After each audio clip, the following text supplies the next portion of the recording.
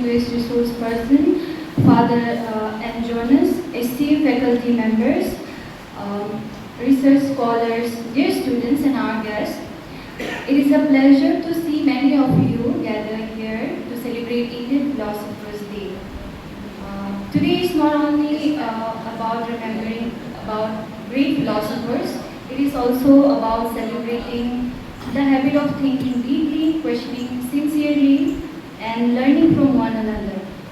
So on behalf of the Department of Philosophy, School of Humanities, Pondicherry University, I warmly welcome you all. The theme of today's lecture is the nature of perception in Yogācāra and Maurice Merleau-Ponty. So there are many questions that philosophers have explored from centuries, and today we will have the opportunity to reflect on them. So before starting now, we will have a short time for felicitation to our guests, and I would like to call our HOD, Dr. Indra ma'am, to felicitate our guest, Dr. G. Vasanthi ma'am.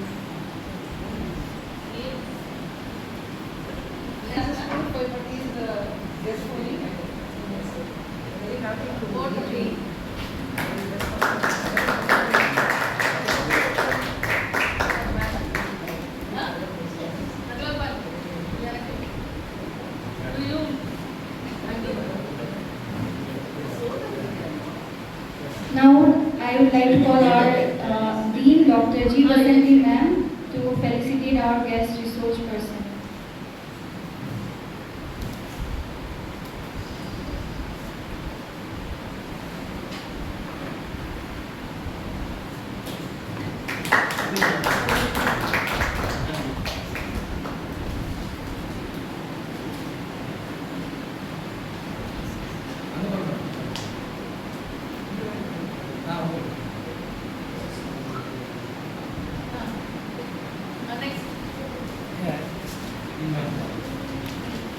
Every meaningful gathering begins with words that inspire and guide us.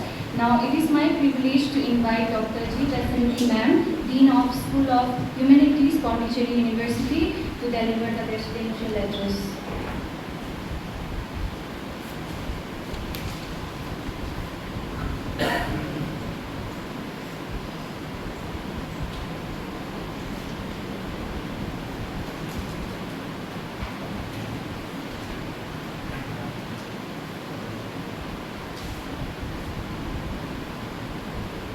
Respected department and resource person, a resource person who was an alumni of this department and Pondicherry University, and dear colleagues from other departments, and also the organizer of this event, Dr. Merleau-Ponty, and dear scholars and students of this department. A very good morning to one and all. And today I am very happy to be here, and since Dr. Merleau-Ponty sir, he just called me in the night and he told, Madam, I'm sorry disturbing. I don't feel bad when anybody disturbs me at 9 or 10, because that is the right time for me to discuss anything regarding the university, because I will be busy with department and teams of this work. Then when I reach home, then I will be busy with my household work, and after 9 or 10, I will feel relaxed to talk about other people. Anybody I say, they call me after 9 or 10. So that is nothing wrong in it. So since he called me, he told that, Madam, the program is there, because he was not able to meet me yesterday in person. And of course, my office staff has given this through WhatsApp, and I've seen it. And he invited me this morning, yesterday for the program. And thank you for your invitation, sir. And also, I really appreciate Dr. Merleau-Ponty for organizing this program, because I think it's being organized every year also. This is every year it is being organized. So this is Indian Philosophy Day. Indian Philosophers Day. So Indian Philosophers Day every year we have been organizing it.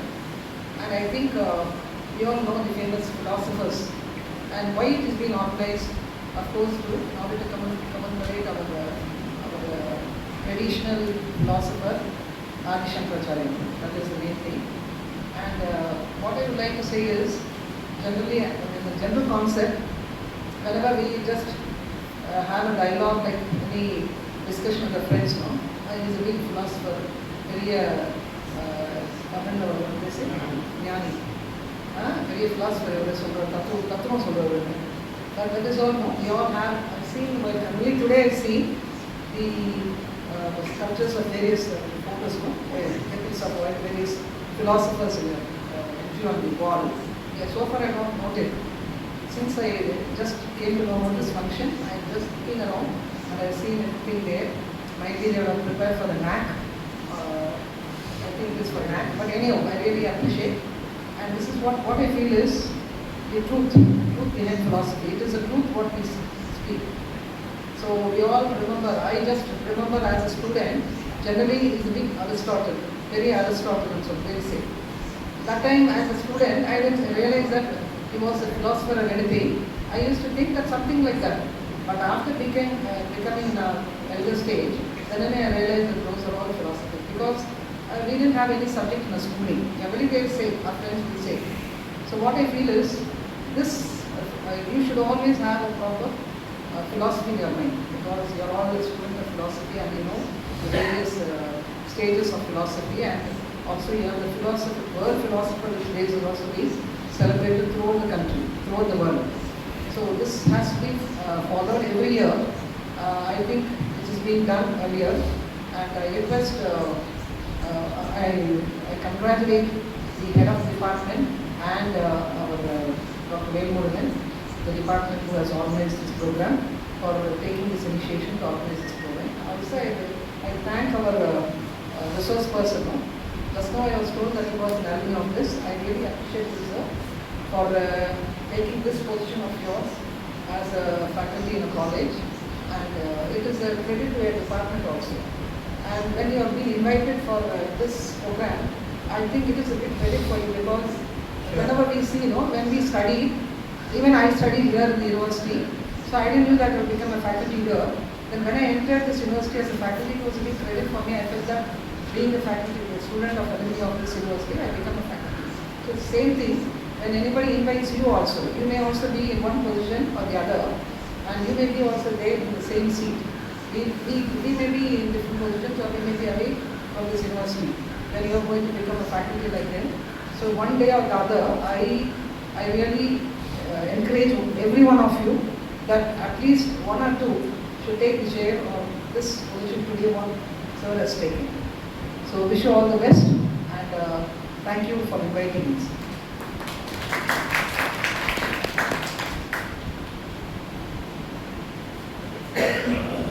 Thank you so much, ma'am, for your beautiful address and setting the tone for today's celebration.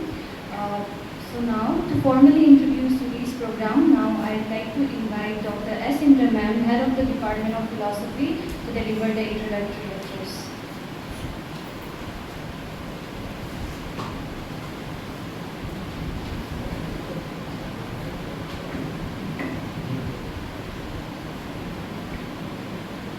Good morning, everyone present here. I welcome all of you, respected dean and other colleagues. Good morning, everybody, and I invite as well as I welcome all of you to the celebration as well as the workshop on the Indian Philosophers Day, sponsored by ICPR. It is for the 4 days, correct? And usually both World Philosophers Day as well as Indian Philosophers Day has been conducting quite a long period, and initially it has been the initiative of UNESCO since 2002, and the World Philosophy Day has to be conducted in every year, November 3rd week, that too on Thursday, and whereas Indian Philosophers Day is to be conducted between April and May to commemorate the birth anniversary of Yogācāra and his successors. So the very basic objective of conducting these events is basically commemorating is to continue the philosophical practices, both the traditional as well as the contemporary, and also to ignite the awareness as well as the critical thinking among the youth, and so that they can encounter the challenges in their life journeys as well as in professions.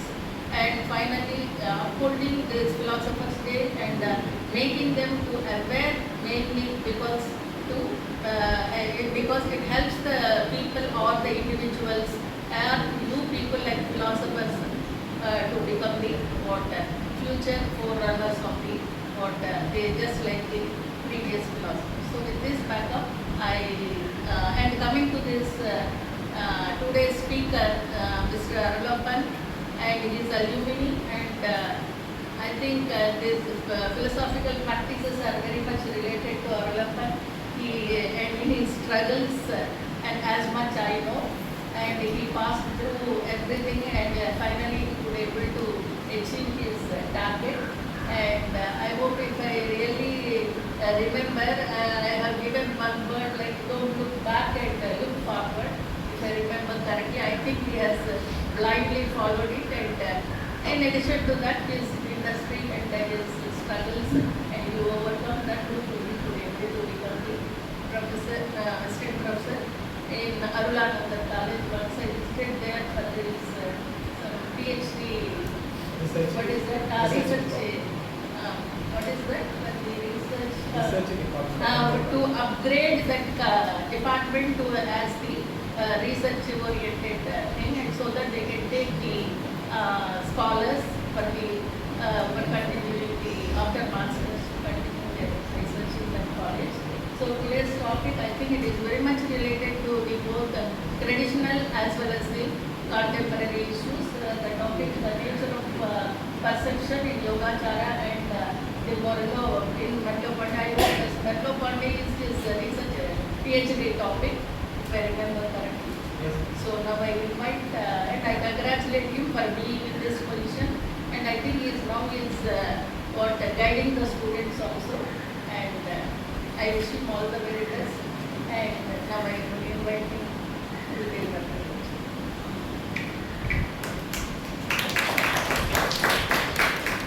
Thank you so much, ma'am, for your thoughtful introduction. So everyone has a voice that brings purpose in focus. With that, I would like to invite Dr. Arulappan, sir, Assistant Professor, Department of Philosophy, to deliver the keynote address.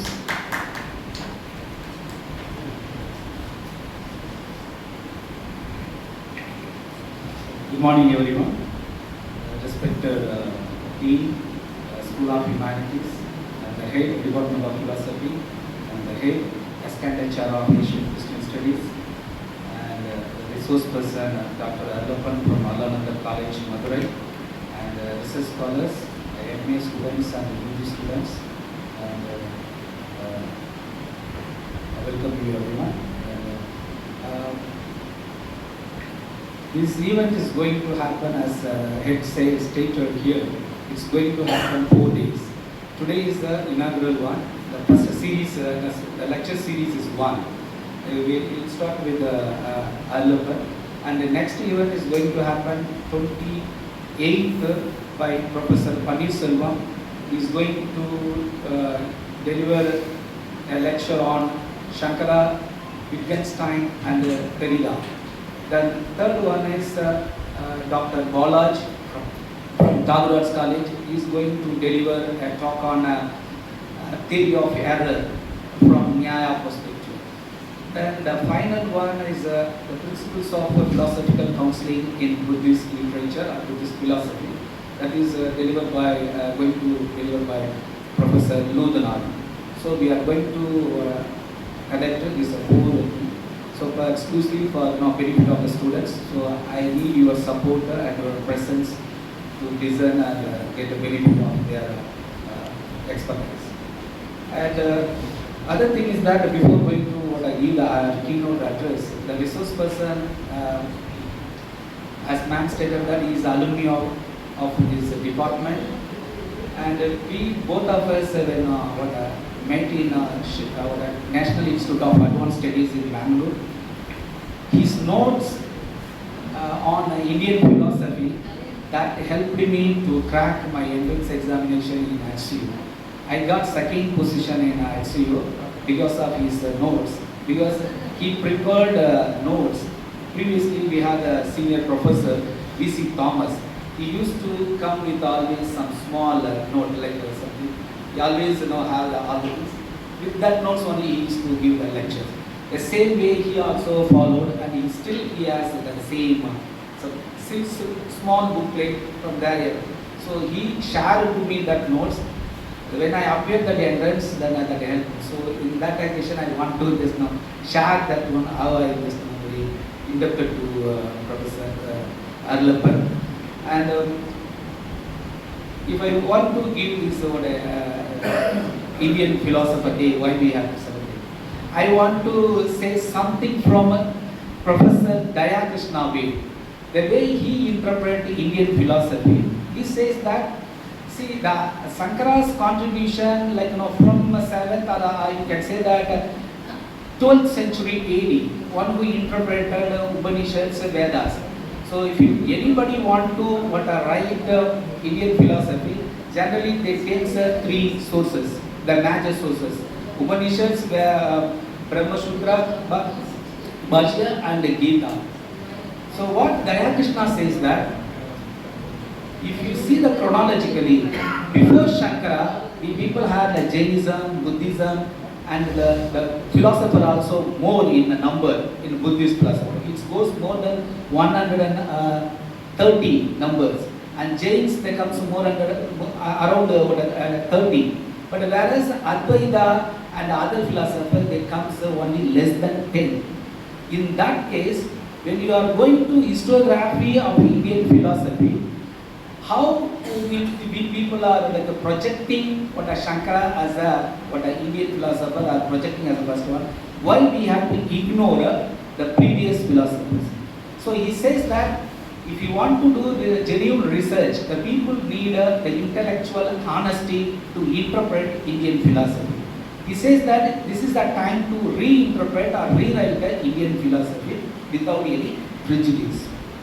So that's why when you are classifying Indian philosophy, he's saying that Vedic and non-Vedic. So the Vedic tradition generally is saying that when we have that large number of philosophers and the entry also more from Buddhist and Jain's perspective, the classification of philosophy should be like a Buddhist or non-Buddhist. It should be like, that is only the genuine way. But instead of that, we people are classified Vedic and non-Vedic. So this thing has to be rewritten or reinterpreted. And when he is saying this point, he also addressed why we people are ignoring Veera Saivism, Saiva Siddhanta, then Lingayat, the Kashmiri Saivism. These are the things need to be incorporated in Indian philosophy. To say that it is inclusive in nature instead of bias. So for your thing, I am just sharing this one to think about. And other thing is that if you see that both the tradition, heterodox and orthodox, you see that everything is a counter culture. The philosophy, Indian philosophy, the nature of Indian philosophical tradition itself, it shows that disagreement with each other. So when we are celebrating Indian philosophy, it always celebrated dialogue rather than domination. And also, debate was never ended merely to defeat an opponent. So it was collective search for truth. You know that Indian philosophy, the way it defines philosophy, search for truth. Whereas the Western philosophy is the love of wisdom. So Professor Sundar Sarkar also interpret this one. The place to place, the definition of philosophy differs. Okay. So this culture of respectful disagreement is perhaps the most valuable lesson we can offer to a world that increasingly divided by ideology, identity, and intolerance. So on this occasion, let us therefore not treat philosophy as an academic subject confined to classroom. Let us reclaim it as a public practice, a way of listening carefully, thinking deeply, and acting responsibly. So if we can cultivate these habits, philosophy will continue to illuminate our universities, our society, and our democracy. So let us celebrate Indian Philosopher Day by committing ourselves to a simple yet profound ideal. The ideal is to think with courage, to question with humility, and to live with compassion. With these notes, I stop my letters. I welcome our resource person. Mark.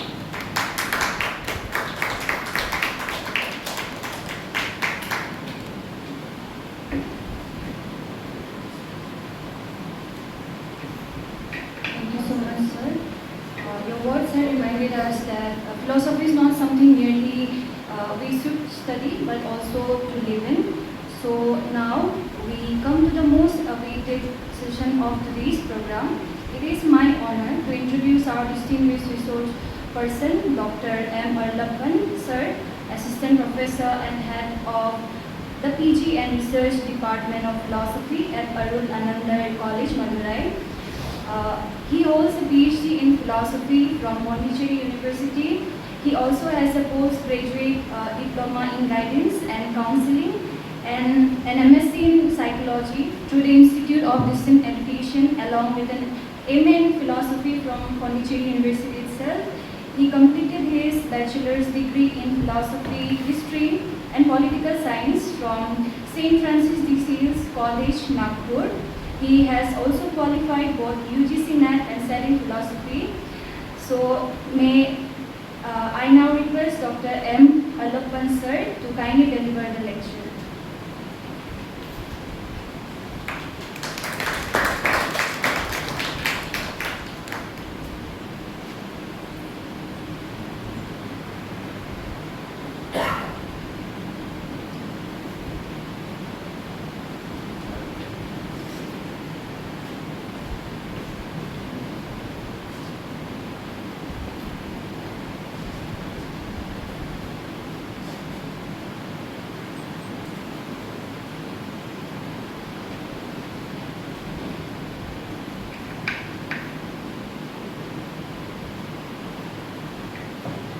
Indeed, I am very much glad to stand before you in this hall. I have been presenting papers here several times, but that was very different than this. I am glad to be back to my alma mater. I also thank Professor Dr. Vasanthi, Dean, School of Humanities, for felicitating and welcoming us. And Professor Dr. Indira, of course she is the head of the department for you, but for me she is a guide, mentor, and whatever, whenever I was depressed, I used to sit in her room and she used to console. Because most of the time, it is to say, instead of staying in my guide's room, the more I stayed in her room. And of course, she's a good human being. That's what. And I thank you, Dr. Indira, for introducing me and saying good words about me also. And I also thank the convener, Dr. Murugan, of course, thinking of me to present a paper here. It's the first opportunity I got after 11 years. After going from here, it's the first opportunity for me to come back to the alma mater. Thank you, Velu. And I also thank you all. Of course, you are very much eagerly waiting to listen. First of all, I should confess that I'm not a scholar in Yogācāra, Buddhism. Of course, I have done, as Professor head of the department said, I have done my doctorate in Merleau-Ponty and South in phenomenological psychology. Of course, I will make an attempt to present to you what is Just a minute, I also have the ethics ethical company meeting in a medical college. okay. Thank you so much. So I tried to give you some idea of Yogācāra in perception as well as Merleau-Ponty.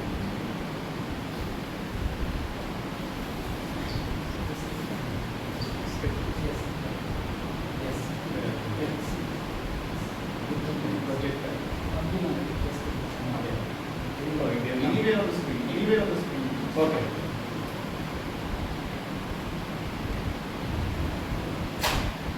See, when we think of perception, we all Of course, we are all, of course, there are PG students as well as doctoral research scholars.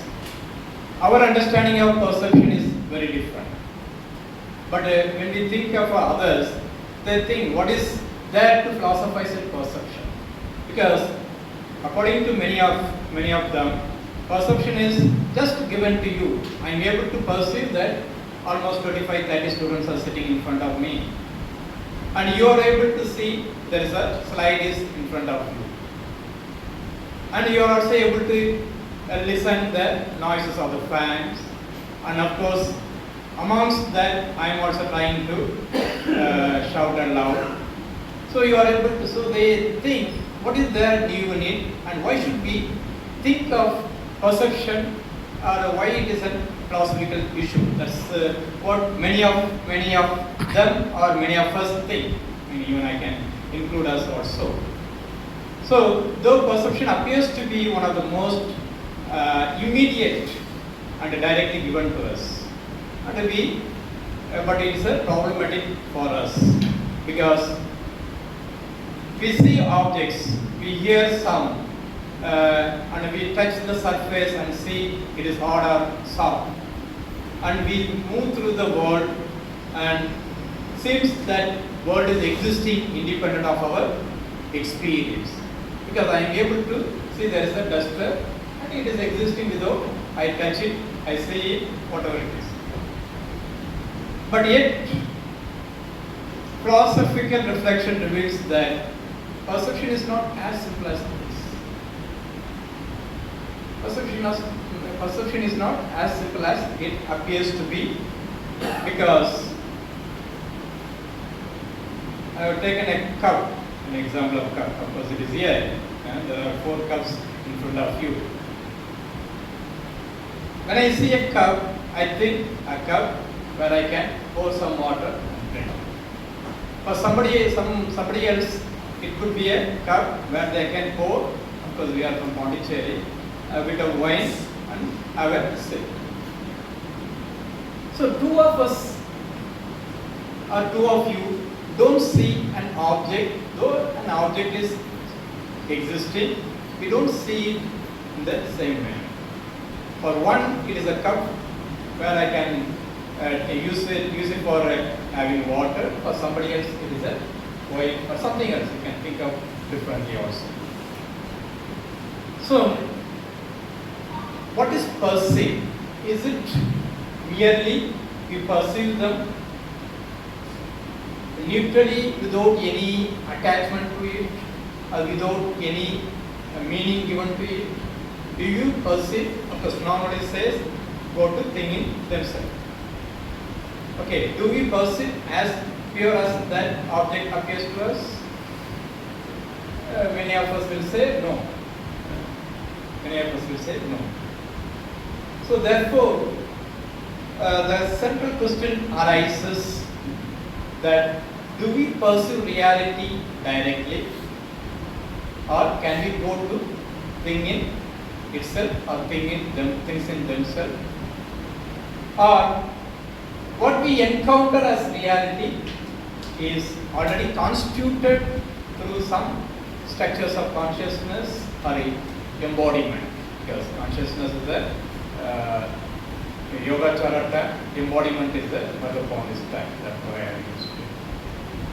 But we all know yet that perception is shaped by consciousness, memory, habit, language, and affective movement, and even our historical experience. All those things, they play a vital role in our perception of anything.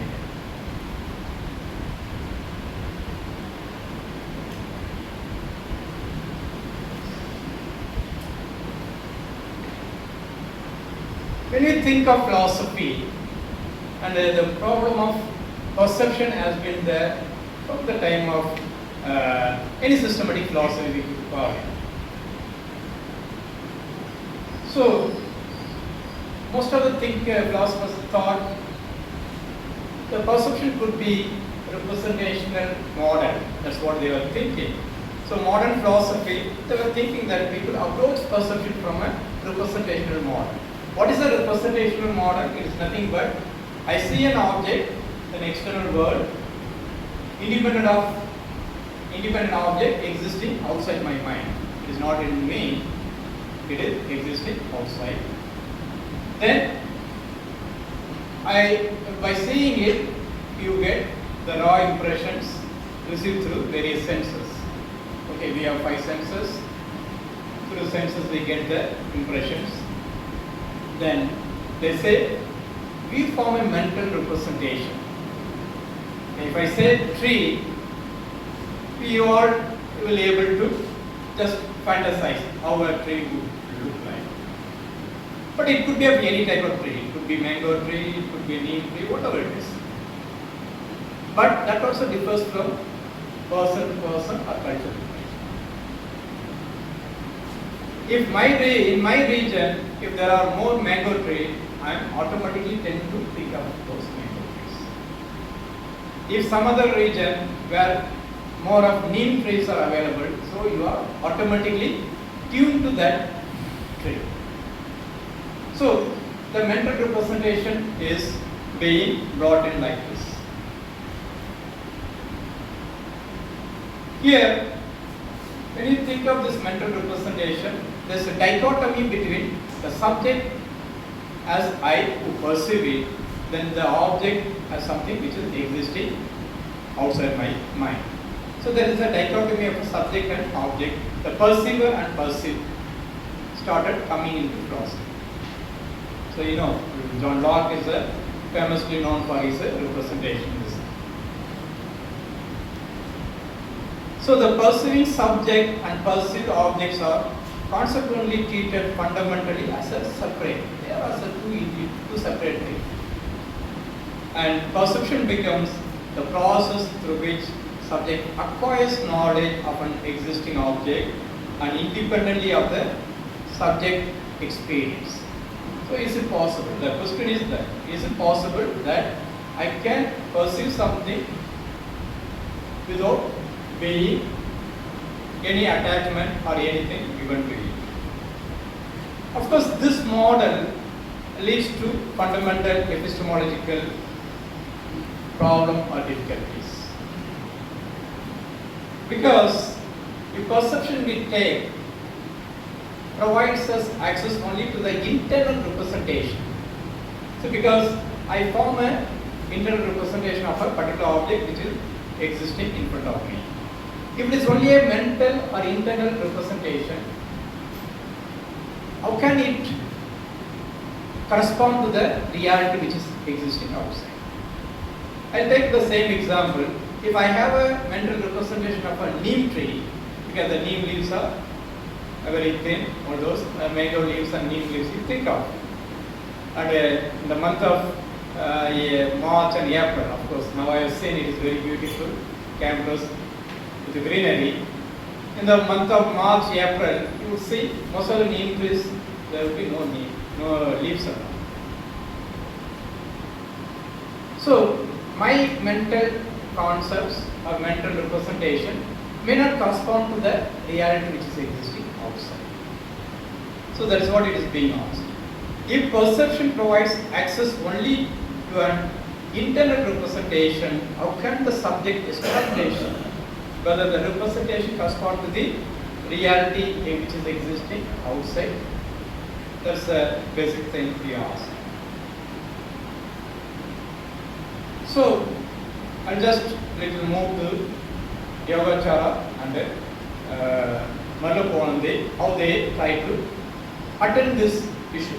Of course, we'll go in detail. Just in an introduction, I'll just give an introduction about it, then later we'll move forward. Yogācāra Buddhism and Merleau-Ponty both challenge this frame, although they do not radically. Of course, they are. One is the Indian philosophical system where they don't speak of Anatmavada or those things they speak about. Another one speaks about a embodied consciousness, Merleau-Ponty. So they don't go in the same way or don't approach in the same way. So the beauty of philosophy is that the same problem is approached through various perspectives. That's the beauty of it. Otherwise, what Aristotle, what Plato, what Socrates said would have been end of philosophy. Isn't that, Father? Yes. So we go, I mean, our philosophy is still, we have recent philosophers, all those things, because of the various approaches which we take towards a particular issue which we are facing. So Yogācāra trying to investigate through experience appears as the relation between subject and the external object, because they are interested in the dichotomy of a subject and the external object.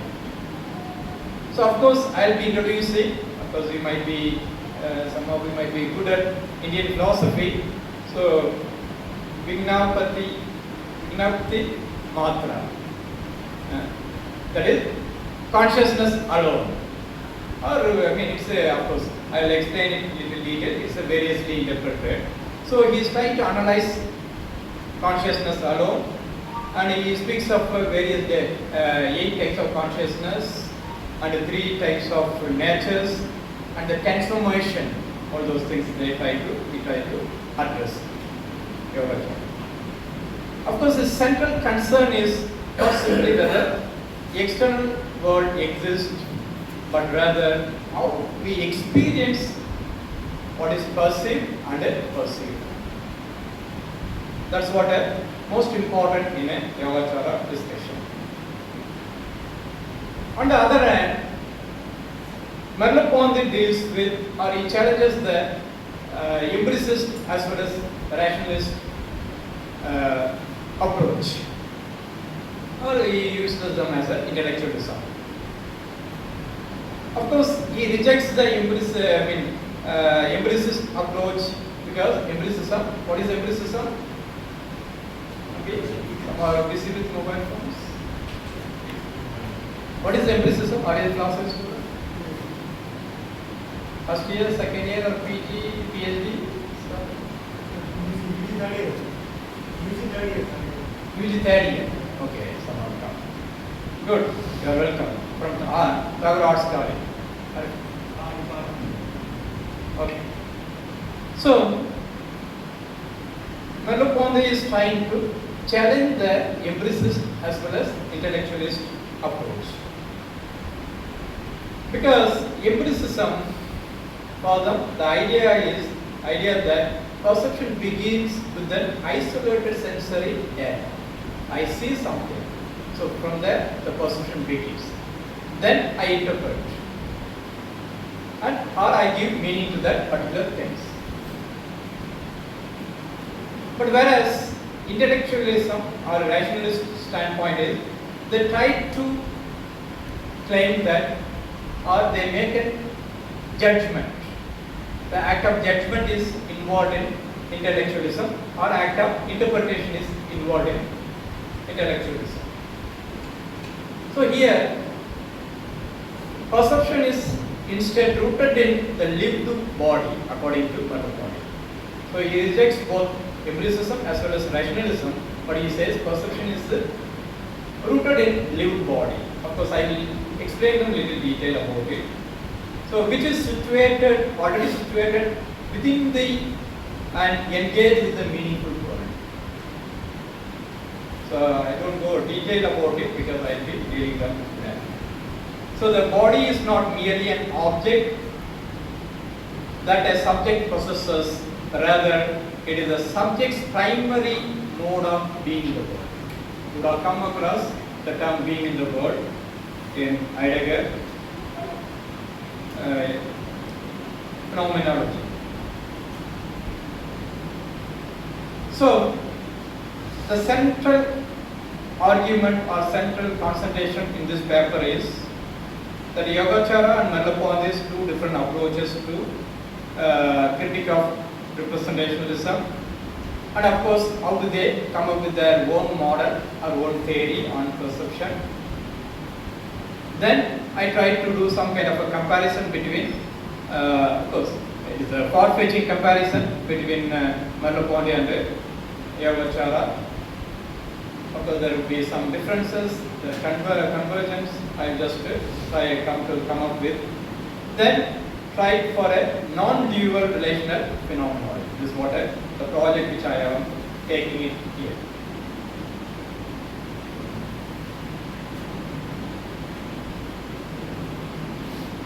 Okay, so now we'll go into little deeper. As I said, I am not a scholar in it, but I'll try to explore some of the concepts here. From a perspective of Yogācāra Buddhism, the central claim is that perception is not a passive concept. Perception is not a passive concept. It's not just we. It comes to you just without making any modification, you just observe it. It's not that we just observe the perception. Then, perception is conditioned manifestation of a consciousness. Of course, he will say even karmic. I have a slide so that I will explain those things. So, as here it is given, consciousness, karmic disposition, and conceptual construction, sensory condition, all those things play a role in understanding any object which is existing outside.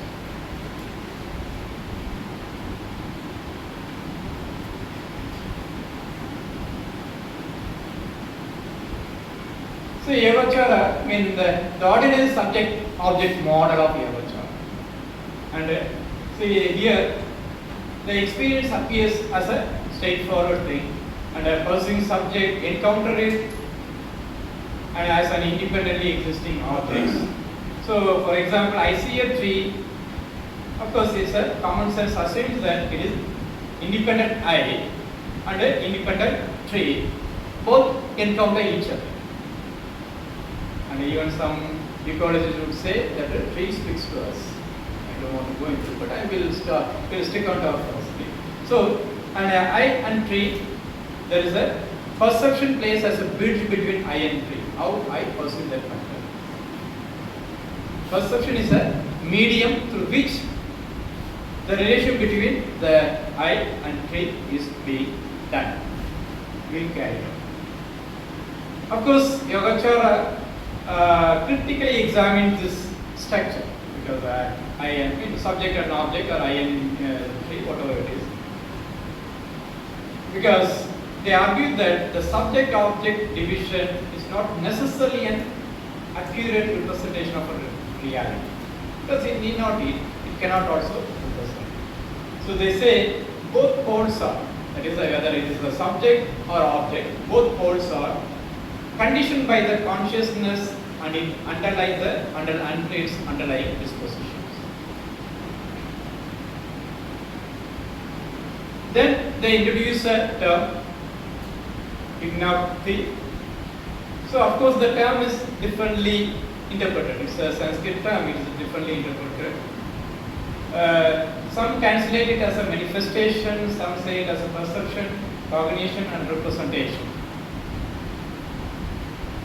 Of course, along with that, they try to say that Vignapati Matra, that is a consciousness alone, because based on the translation, they come up with the consciousness alone or representation alone. So here, they are not advocating a kind of a subjective idealism. Rather, they are neither they are claiming that nothing exists without my perception of it. So because there is a possibility, there is a thing that kind of criticism is being leveled against Yogācāra is that they emphasize on subjective idealism. Again, they cannot be called subjective idealism because Buddhism, do they accept Atma? Do they accept Atma as self? Say yes or no? No. So they speak of Anatma-vada. So again, then if they accept the subjective idealism, they will be indulging in, or they will be accepting Atma. So the concern is to try to explain how this experience is structured and why the word appears as separate subject and object. So as I was trying to say, because you see that karmic conditions and the conceptual constructions and dependent orientation, all those things play a vital role in constructing the subject-object relationship. Is not an ordinary fact, but rather it is constructed through our experience. Of course, they try to speak of the perception, they try to speak of 8 types of consciousness play a vital role in perception. So first one is, they try to say it's a 5 sensory consciousness. Because these are 5 sensory, visual, auditory, all those things, what we do. So through that you get an object and we are able to say there is an auditory, then the sound. So there's a conscious, means organ for consciousness, then the object is existing. Then the 6th one is mano vijnana. There, of course, it performs an important role in conceptual organization and discrimination. It organizes. Though you get things through these 5 senses, the organizing factor plays that mano vijnana. It plays as it organizes things.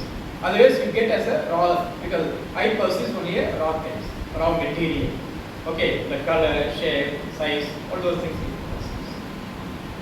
So it helps us to identify something as a tree, something as a person, something as a jug, mug, whatever it is. So that is mano vijnana. It's the 6th layer of consciousness try to do. Then you have a 7th layer of consciousness is a manas.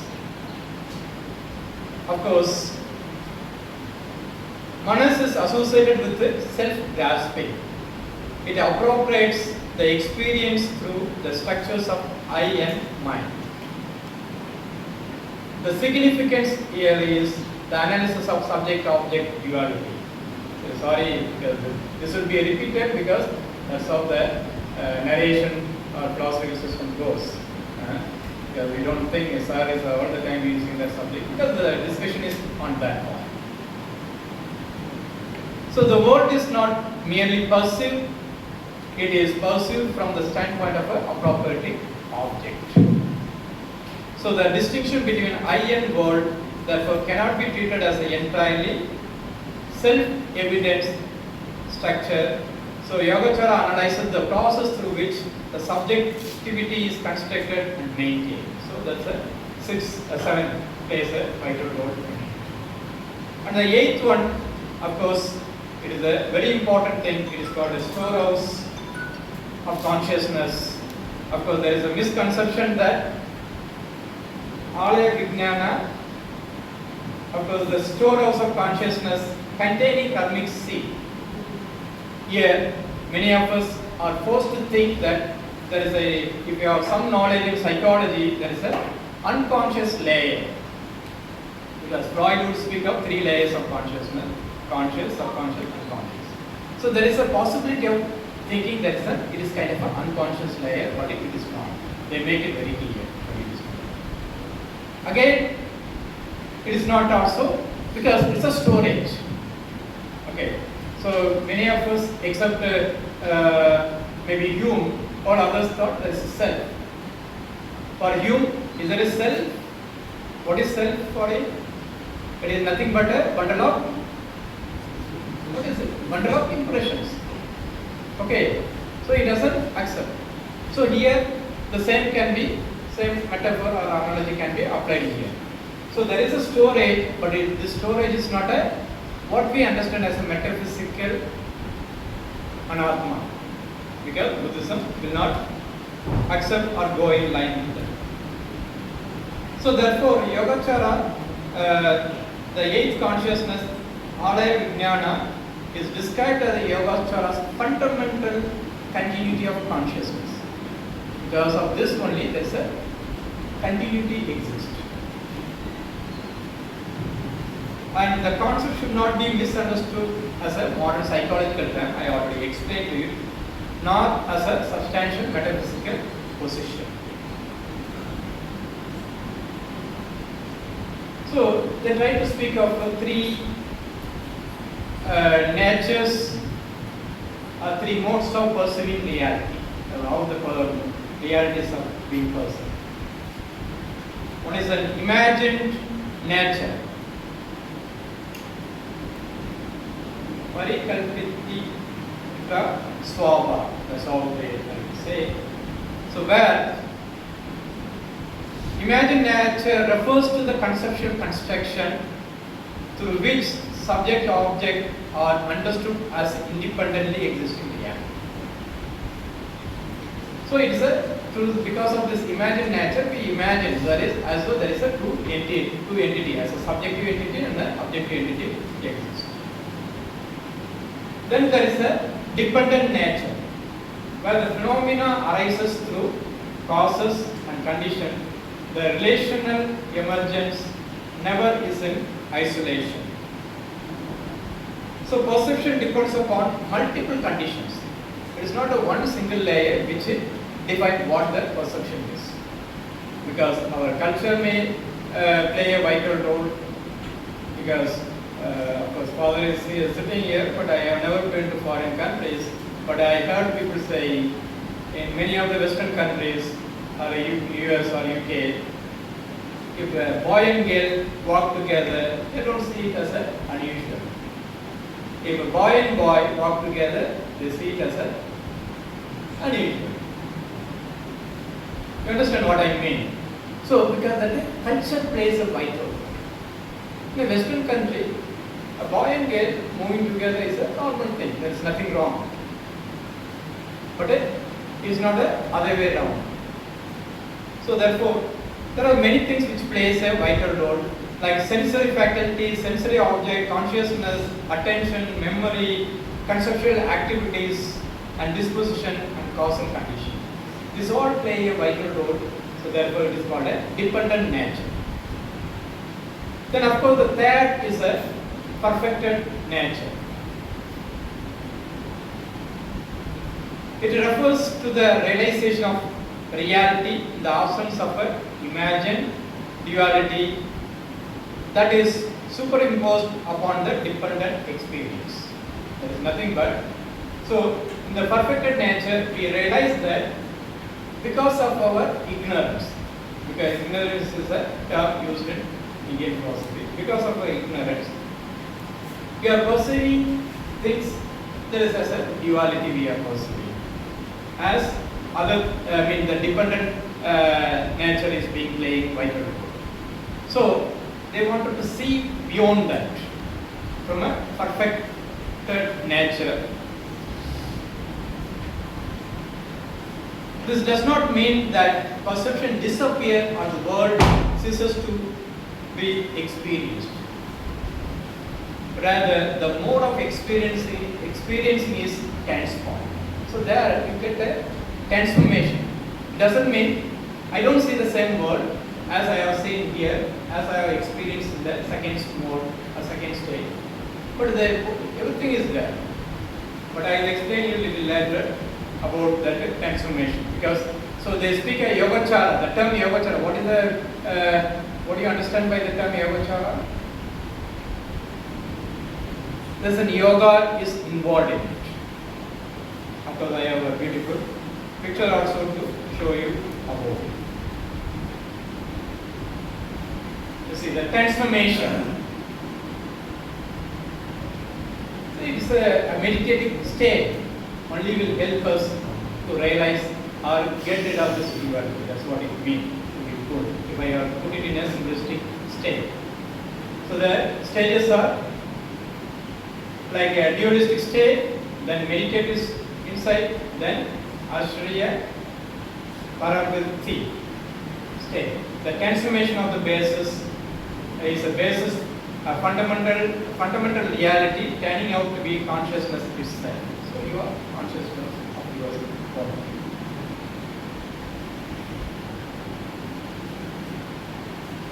Okay, the same. So I just try to skip this time.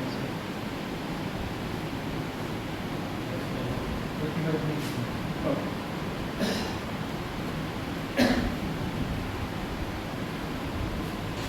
So, Merleau-Ponty is, now let us deal something on Merleau-Ponty. Then later we'll go into the convergence point of view. Merleau-Ponty's central claim is that perception is the primacy of perception. Of course, his book is also titled in that. So here he tries to challenge on the, I have already explained it before, so I don't go much about it. The Cartesian tradition, all those things, he has already criticized. The same, he was his position against Hinduism. I have explained it, so I don't have to deal on that again, I suppose. Again, is on intellectualism also I have done it. So the primacy of perception. Here, perception is not a secondary thought, or it is not mediated, or it is a primary way of encountering reality. So through perception only I am in touch with the world. So he says before we analyze anything, or before we conceptualize or reflect upon, we are already perceptually engaged with the world. He calls it a pre-reflective consciousness. So before we perceive anything or reflect on the perception, so we are already engaging in it. Of course, he speaks, for instance, many of us, recently we had a football World Cup, and now cricket is going on. India and Zimbabwe 2020 matches are going on.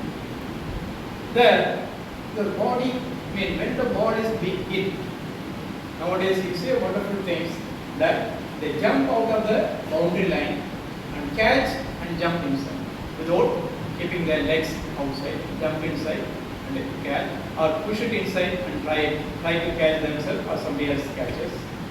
All those things, how it happens. See, they don't say it happens in a fraction of seconds. Understand? It happens in a fraction of seconds. There's no time for reflection. Should I jump or should I not jump? Should I push it inside? So nothing of that goes on. So you would be calling that as a bodily consciousness. I will explain that. So of course, the traditional view that we see a color and shape and texture, so intellectually construct that is as a chair, table, whatever it is. Then Merleau-Ponty says we immediately perceive a chair as something on which we can sit on. It is not that chair whether it is this much size. It is what is the color of it, what is the shape of it, whether I can sit, all those things. We just see when we are tired, going for a long walk and coming back, and we don't see whether, sometimes we don't even see whether the chair will, the weight of us will be put on that chair. We just sit. Sometimes the chair breaks also, that happens.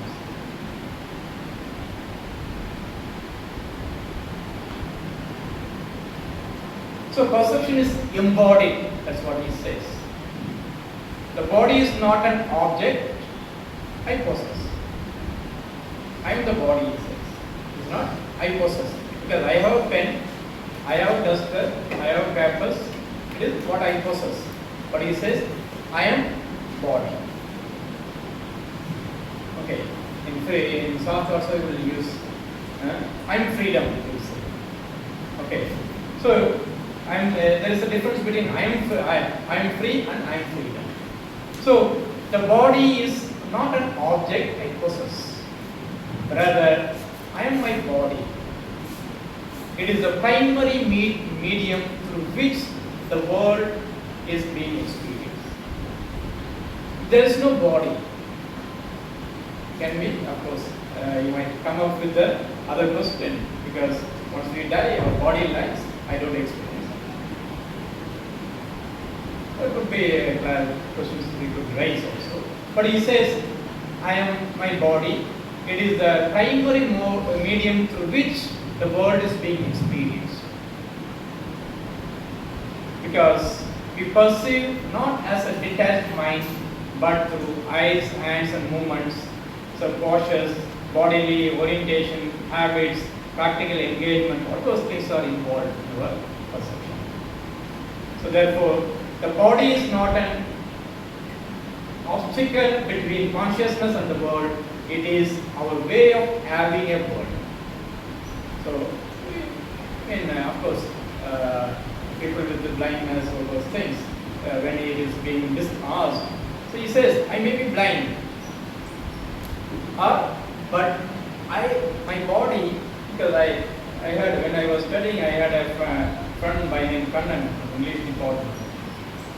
So only the first day I had to bring him because when we were doing a study, it was the entrance was our department. So first day I brought him, the following day he used to come. First day I have to show to him. So he says, if not your eyes, if not your hands is able to do it, some other part of the body extend towards that objects. Understand the point? So that's what he says. So the body is not an obstacle between consciousness and the world, but it is our way of having the world. So of course, we have an objective body and a lived body. What am I? We have time. 15 minutes now. Okay. So we have an objective body and a lived body. So objective body is, as you see, the physiologists they are interested in. Okay, so medical student they study the anatomy, physiology, and natural science. All those things. It is there. So how that your particular part of the body moves. If there is a nerve is being cut with this particular finger, you can move or not. All those things they study. So that is the objective body. But he speaks of the lived body. That is the experienced, felt and actively engaged. Through the lived body we are able to feel the experience. And we engage ourselves with the world through body.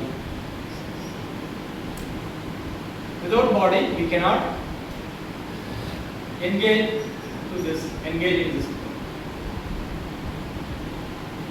Because olden days movies and all, there should be a person who died, that only his spirit would be moving, but still the spirit will look for because I am not advocating it, will look for a body, because through the body only that he can execute if he want to take a revenge on somebody. You would have seen the olden days movies and all, and just for an example sake I am giving, but I don't believe in those kind of things. Of course, as a philosophers, none of us might believe in those things. So when reaching for a cup, the body already understands and there is no calculation required. This is what he calls as a pre-reflective perception. I will explain to you. So there is if you sometimes I say raise your hands if you are paralyzed one side paralyzed. You cannot raise your hand. But you reach to the object or you will do that work without. In some of the movies we are saying without hands, they use the legs to smoke. Because in Tamil movie, of course, was showing us he was, of course, really he had the hands, but vague. Of course, no much Tamil students, but vague was acting as though he could smoke with the legs. So some of your body tends towards and it gets engaged. So perception is a pre-reflective. So perception occurs before conscious intellectual analysis. So this all will look very funny. So perception takes place before you consciously or intellectually aware of it. Is it possible? Is it possible? So walking through a familiar room, even if there is no lights, we do it. Is it not? Then you don't calculate the distance or plan each steps. Your body immediately understands the spatial situation. So in practical intelligence, he says the body possesses the form of intelligence. He says body possesses the form of intelligence. Of course, he's trying to say it's not the brain. Of course, in the end, I will try to come up with how it will be helpful in a cognitive, philosophy mind, all those things. So there they are trying to say the brain is a primary source for them. But here he says brain is not. Of course, he's not denying. See, you shouldn't take that. He doesn't say there should be no brain. Without brain, our body will do all those things. He's not advocating those kind of things. But he says body possesses a form of intelligence. So here, when I was thinking about it, because there was tsunami in 2004 in this region. I was living. So on the day I was in Chennai. But this region got affected much. Many of the villages from Kalapet, they moved to the university campus and they were living for longer period. And we human beings were not able to, of course, if you have to understand, we have to have that tsunami, but you have to have somebody has to say there is an earthquake is going to take place or it has taken place. Then if this kind of severity of the earthquake under the sea, then it will lead to tsunami. All those things we have to understand. But many people, fishermen, who are very much familiar with the seashore and sea, they die. Because I heard people say, a boy was narrating, so I saved many people. When I moved to my house, I saw a leg of a girl, woman or girl. I was telling to myself, that's what he said, I was telling to myself, it shouldn't be my sister. But unfortunately it was his sister. The boy who saved many lives could not save his sister. She was at home. That wall fell, she went underneath the mud. This all happened. Many people died. But have you come across any animal die? Who told the animals that tsunami is going to come? Are they more intelligent than us? Sometimes. They are more natural and good than many of us because they don't, unless you beat them, they will not react to it. But human being may not be that way. So the practical intelligence, he speaks about the bodily possession of a form of intelligence that operates below the level of conscious thought, knowing how to navigate without deliberation. Then, inhabiting space, he is trying to say, the body does not merely occupy a space. I am standing here. It's not merely occupying space, it inhabits space. So that occupation is an object occupies. Because I saw that podium is very small, I thought I cannot keep my papers because there is a PPT, I have also printed it. There is no space for it. I kept my file there, I kept my mobile phone. Because they cannot occupy the place which is given. So objects occupy the space. But we human being inhabit. There is a difference between inhabiting and occupation. Occupying. Because the body does not merely occupy space, it inhabits it, oriented towards the possibilities and not ordinaries.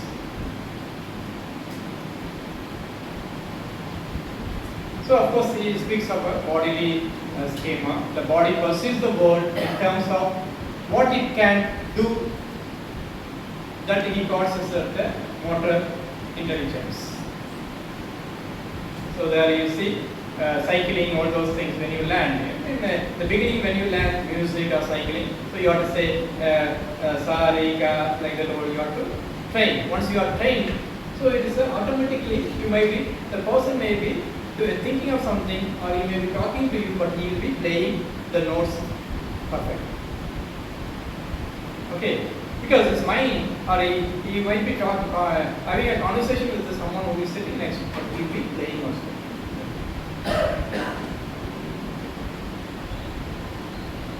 So, perception as a motor intelligence.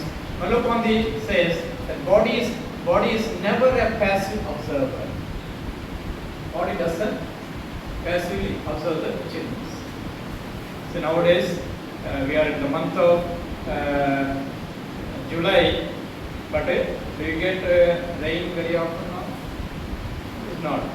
But usually we are in Madurai. The month of July we get, because Tamil students know there is a song, Ten Merku Parvakar, all those. From Theni, that comes to Madurai and all. But now it is not. They are saying up to September it is going to be full of sunny days, and it is going to be severe. The temperature would be 2 or 3 degrees more than usual. So our body observes it and understands it. And of course, our body mechanism also try to adjust to it. Okay, right? Adjustment. So that is what he says. For Merleau-Ponty, the body is never a passive observer. It is directed towards the world through movement. And that is, perception is always already oriented towards an action. Always and already it is oriented towards an action. It is not a mere perception. So, you may be in deep sleep, but you will be searching for a blanket or bedsheet in the night if it is cold. When you sleep, you keep your fan or AC in 25, 23, 24. Then in the latter part of the night, you feel chill and more cold, then you look for blankets. But in the morning you say, who covered me with blanket? You probably took it and covered, but you will be asking in the morning whether somebody covered me. So the staircase, when you see I can climb. He gives an example of it. The chair I can sit on, then the cup I can grab it. All those things. The world appears not as a collection of neutral objects, but as a field of possibility for action. So it's not a staircase; it's just that. And you see a door, and you will be able to you see all this area is covered, and you see this is the door where you can open and go.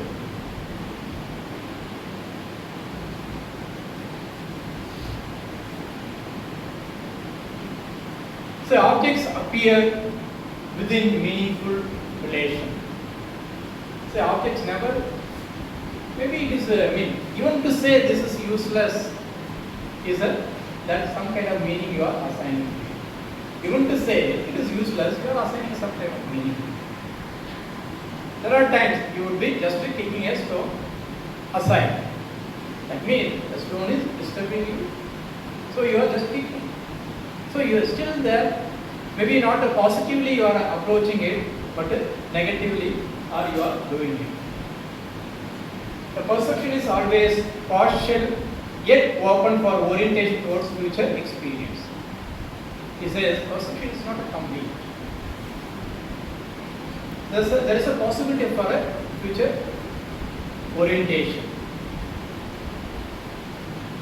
Today I see it as a useless thing. Tomorrow maybe this is a useful thing, because the desk might be shaking, so I can just keep it. To balance the desk, I may peel off this and keep it under the desk, so it can, while writing exam, my handwriting doesn't get this. Understand? Otherwise you may not see, you may push it aside. So that's what he said. The perception is always partial, yet open, oriented towards future experience. The possibilities is trying to speak about. Then the reversibility, of course I don't want to bore you with this. Then let us move into the convergence between the two streams which we are saying Buddhism, Yogācāra Buddhism and Merleau-Ponty.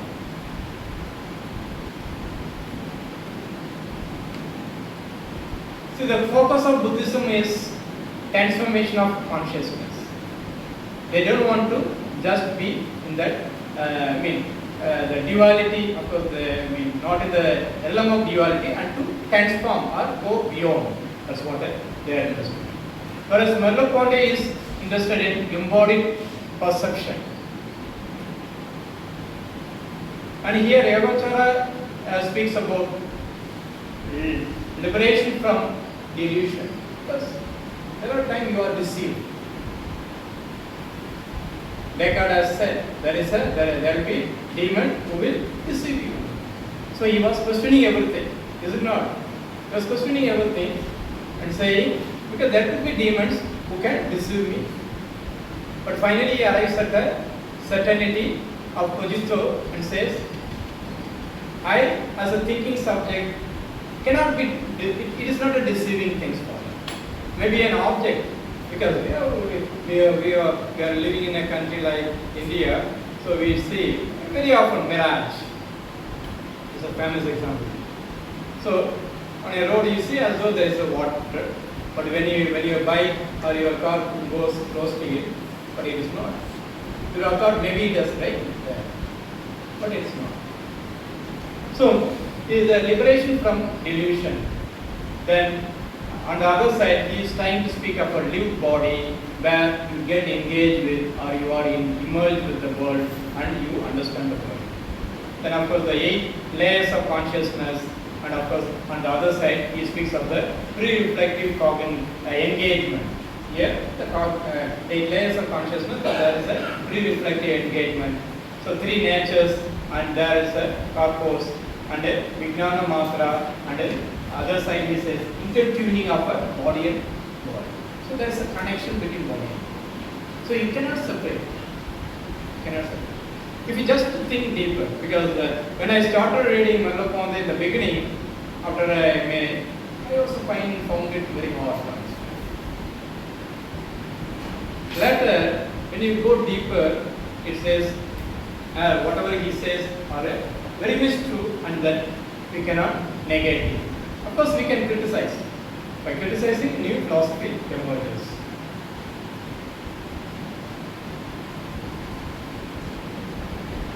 Of course, they use different philosophical dimensions, horizons. Then this is a kind of a synthesis where non-dual phenomenological, relational phenomenology. From a representational model, they move towards a non-dual relational phenomenology. Of course, for Merleau-Ponty, there is no subject and object dichotomy.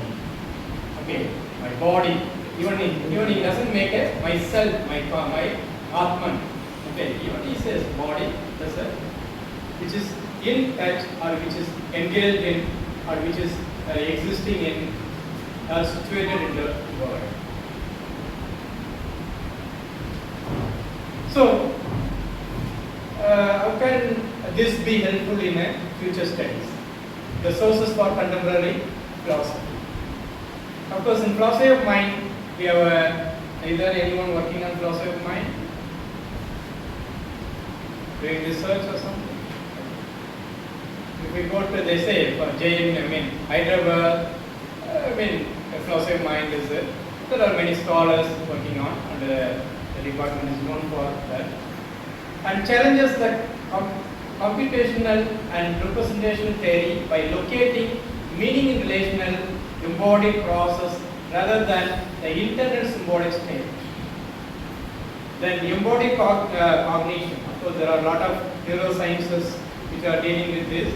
Of course, as I said, Merleau-Ponty is not denying the brain as such. You have to understand that. Provides a rigorous philosophical grounding for the claim that cognition is not a brain bound, but enacting through bodily engagement with the environment. Then, in a cognitive science, it could be useful, or it can offer a non-reductive framework for studying consciousness that respects first-person experience without abandoning the systematic analysis.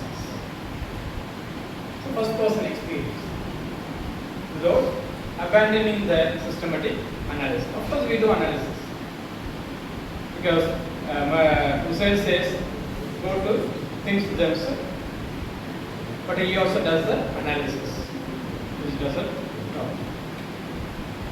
I suppose with that point of discussion, of course it is really tough to compare these two philosophical streams, because this was a topic given by Dr. Velmurugan to me. Even he was asking, sir, if you want you can change it, but of course we have to send it to ICPR. I didn't want to change much about it. I was finding very hard to put them together, because both are very diverse, or very completely opposite kind of a school of thought.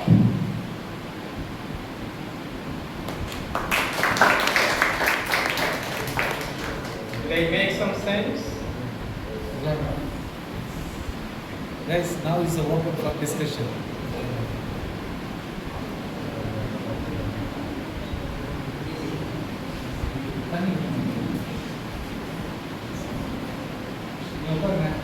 Guys, yes.